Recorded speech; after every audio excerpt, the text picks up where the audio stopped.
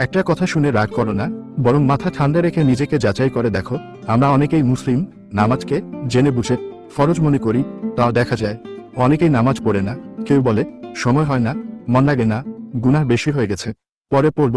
আল্লাহ তো গাফুরুর রাহিম, আমি তো খারাপ মানুষ, নামাজ পড়লে লোক দেখানো হবে, বিস্ময়বোধক চিহ্ন। কিন্তু আসল কারণ কি এসব? না ভাই, এসব কিছুই না। সাদা চেক মার্ক বোতাম আসল কারণ হলো, এ থেকে বড় তুমি আল্লাহকে সত্যিকার বিশ্বাসই করো না। বিশ্বাস করো না যে আল্লাহ রেগে যাবেন, আযাব দেবেন, কবর জ্বলবে, কিয়ামতের দিনে বিচার হবে। তুমি বিশ্বাসই করো না। সতর্ক, কারণ বিশ্বাস করলে কেউ নামাজ ছাড়তে পারে না। কালো নিব ভাবো নিজেই, যদি তোমার মনে বিশ্বাস থাকতো আল্লাহ আমাকে দেখছেন, নামাজ না পড়লে কবরের আযাব হবে, আমি যদি আজ মরে যাই, কি উত্তর দেব? তাহলে তুমি কি এখনো নামাজ ছেড়ে থাকতে পারতে? না, 1 মিনিট দেরিও করতে না। আগুন আসলেই ভয়ঙ্কর কথা।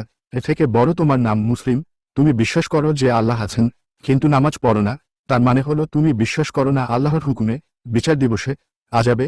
খোলা বই কুরআনের ভয়াবহ সতর্ক। মাথার খুলি এবং আড়াআড়িভাবে থাকা দুটি হাড় তোমাদের কি জাহান্নামে ঠেলে দিল।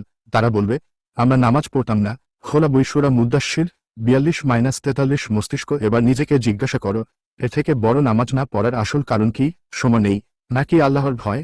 আখিরাতের বিশ্বাস হারিয়ে ফেলেছি। আড়াআড়ি রাখা তলোয়ার। এখন করণীয় কি?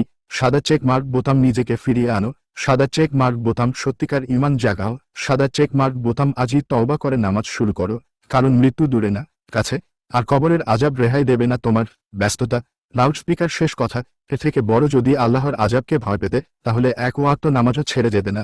তুমি নামাজ পড়ো না কারণ তুমি আযাবের ভয় করো না, আর তুমি আযাবের ভয় করো না কারণ তুমি আল্লাহকে চিনোই না। কাবা, প্লিজ এই কথাগুলোকে ছড়িয়ে দাও।